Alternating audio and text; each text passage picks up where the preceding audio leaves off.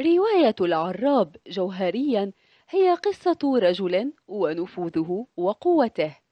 إنها قراءة في خبرة رجل ليس من الممكن نسيانه. هذا الرجل الذي هو فيتو كورليوني، طاغية لكنه لطيف وودود، مع أنه زعيم إمبراطورية واسعة ذات نفوذ هائل. حتى القتل ليس شيئا عظيما عنده إن كان ثمنا للعدالة. هذه الرواية هي قصة شخصية يمتد تأثيرها إلى مختلف المستويات في المجتمع الأمريكي، ولأن الرواية تغوص في عوالم المافيا والجرائم التي ترتكبها عصاباتها المختلفة وتفاصيل دقيقة أخرى، قام العديد باتهام بوزو مرارا بأنه على علاقة بالمافيا.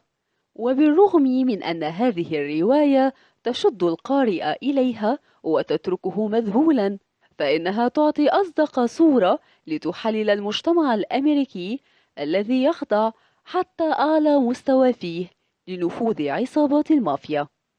هذه العصابات التي يمثل دون كورليوني العراب رأسا من رؤوسها الخطيرة، ويمثل أولاده بها أدوار القتل والإجرام والجنس والوحشية.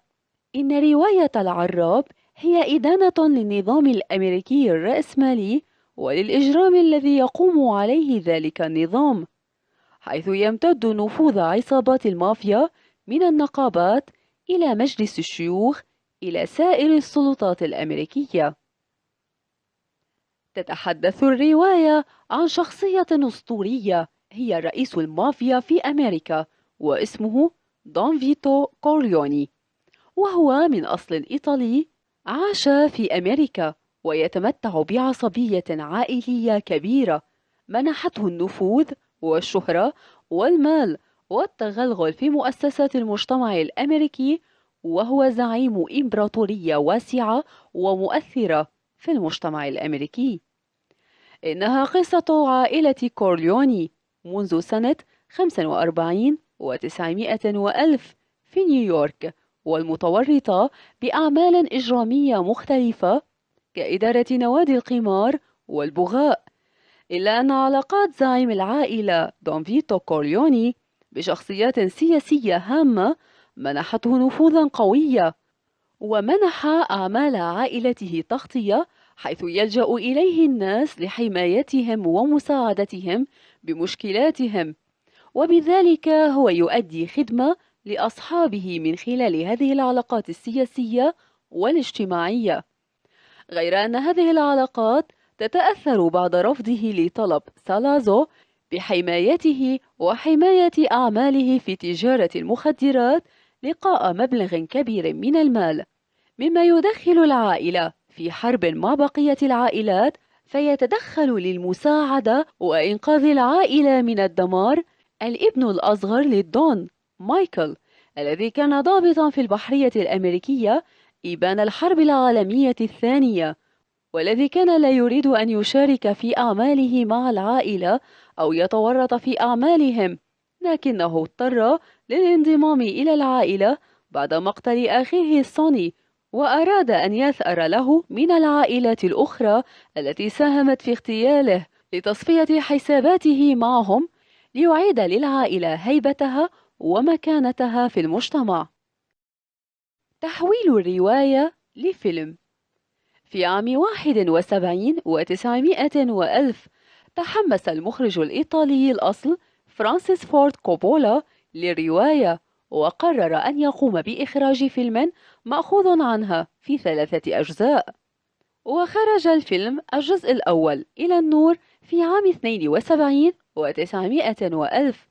أحدث ضجة في الشارع الأمريكي لم يحدثها أي فيلم في هذه الفترة من قبل، وقام ببطولة الفيلم الممثل الكبير مارلون براندو في دور دون فيتو كورليوني، وشاركه في البطولة الباتشينو في دور الابن مايكل كورليوني.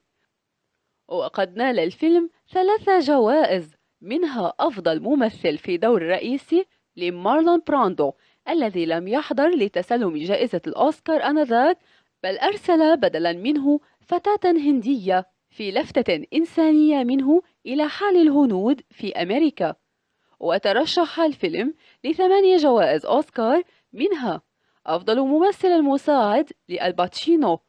ويقال أن المؤلف استوحى ثلاثيته الشهيرة من أحداث حقيقية وشخصيات حقيقية، بل إن هناك من يقول أن شخصية المطرب المارتينو، والذي كان ابنا بالتبني لدون كورليوني في هذا الفيلم، هي شخصية حقيقية.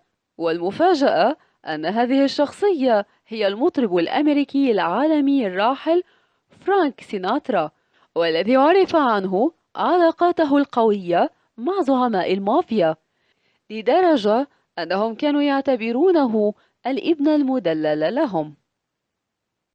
عن المؤلف ماريو بوزو، كاتب وروائي أمريكي اشتهر برواياته عن المافيا.